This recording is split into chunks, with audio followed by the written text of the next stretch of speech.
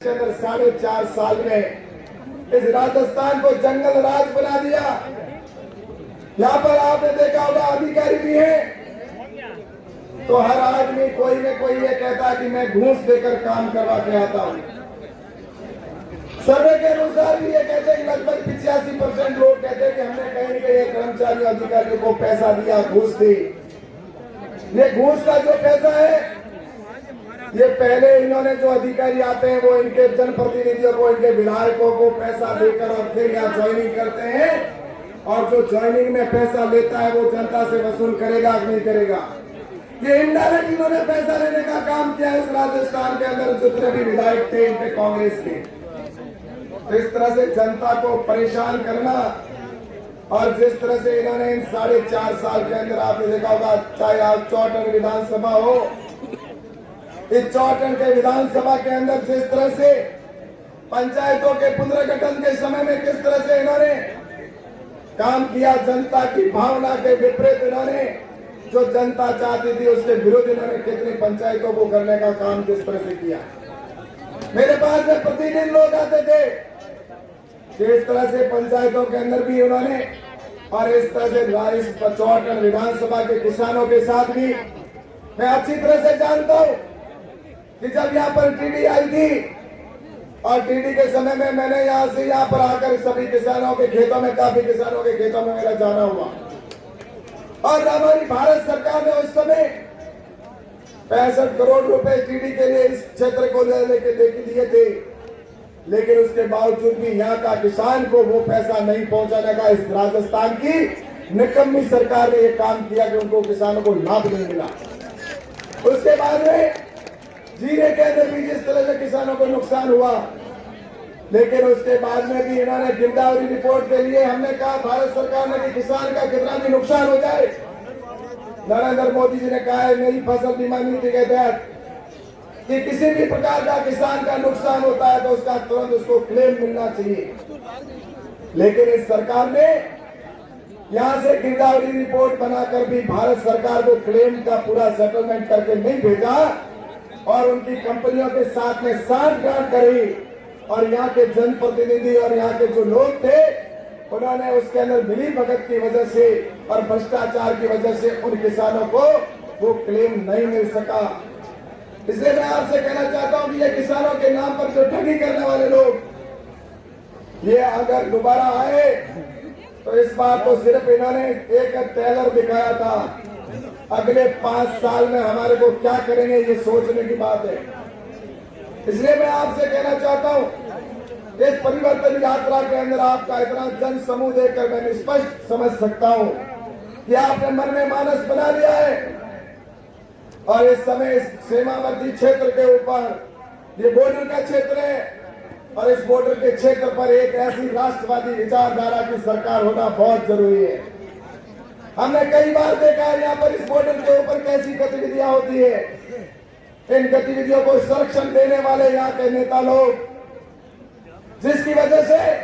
यहाँ पर इस समय में आपको कह सकता हूँ कि अगर इनको आने वाले समय में ऐसा ही संरक्षण मिलता रहा तो हमारी सीमाएं भी सुरक्षित नहीं होगी। इसलिए सीमा के सतत प्रहरी होने के नाते हमें आने वाले वक्त के अंदर और जब ये चुनाव आ रहे हैं उस समय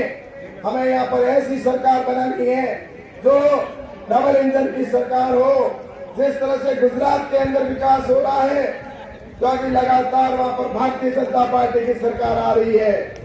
जिस तरह से उत्तर प्रदेश के अंदर सरकार आकर जिस तरह से यूपी का विकास हो रहा है, जहां जहां भारतीय जनता पार्टी की सरकार है वहां पर विकास हो रहा है। इसे मैं आपसे कहना चाहता हूं कि राजस्थान के विकास के लिए, क्षेत्र के विकास के लिए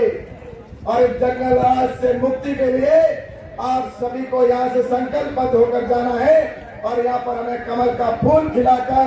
और राजस्थान में मुख्यमंत्री तो भारतीय जनता पार्टी के बनेंगे, इसमें कोई दो राय नहीं है।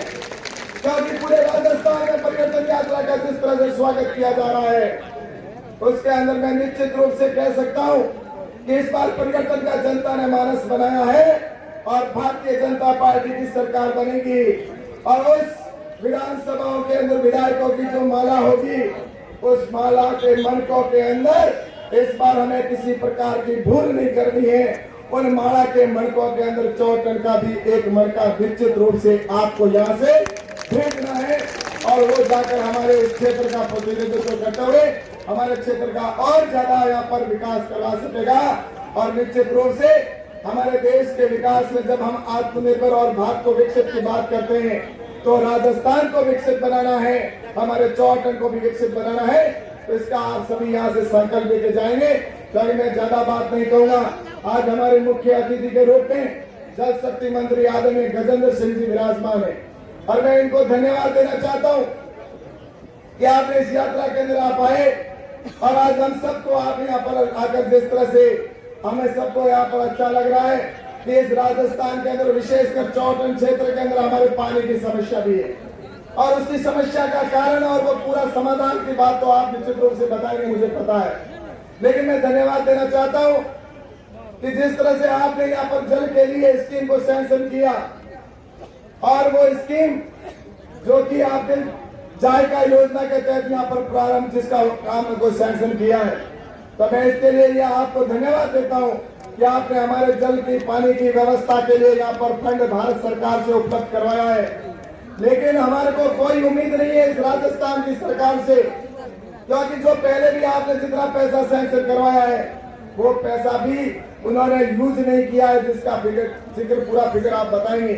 लेकिन मैं इस बात के लिए आपको धन्यवाद देता हूँ कि 4 टन क्षेत्र के और इस बॉर्डर के ऊपर रेगिस्तान के घरों के अंदर भी जिस तरह से हर घर लाइट पहुंचाने का प्रधानमंत्री जी ने संकल्प दिया और जिस तरह से लाइट पहुंचाई, हर घर शौचालय बनाए, वैसे ही हमारे यहाँ पर भी आने वाले समय के अंदर डबल इंजन की सरकार बनेगी। तो निश्चित रूप से मैं कहता हूँ कि अपने प्रत्येक घर के अंदर नल से कनेक्शन होगा, इसमें कोई दो राय नहीं है। ऐसा कोई घर नहीं होगा जिसमें कनेक्शन नहीं होगा। तो इसलिए मैं आपको धन्यवाद देते हुए आप एक बार जोरदार गजेंद्र सिंह जी का और मंच पर बैठे हमारे प्रदेश के नेताओं के लिए जोरदार ताली बजाकर इनका स्वागत करें और विश्वास दिलाएं दोनों मुट्ठी खींच के हम परिवर्तन लाएंगे और भारतीय जनता पार्टी की पूर्ण बहुमत की और रिकॉर्ड बहुमत की एक सरकार बनाएंगे। जोर से एक बार मुट्ठी खींच कर भारत माता की जयकारा बोलेंगे और मुझे विश्वास दिलाएंगे, जोरदार बोले भारत माता की, भारत माता की जय।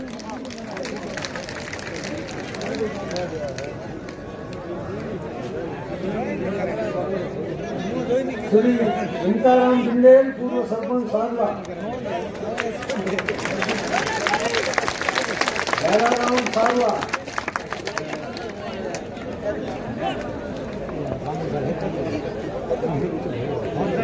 घंटाराम धोरी ढाका बाबेरा,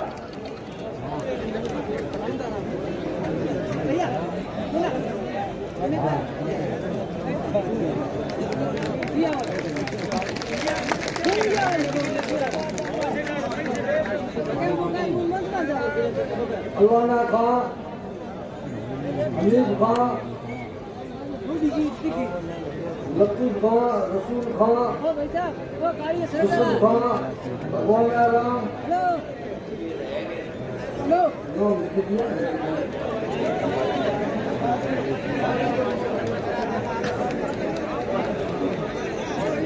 ये लंबी लिस्ट है, इनको बाद में कार्यक्रम तय करके उसमें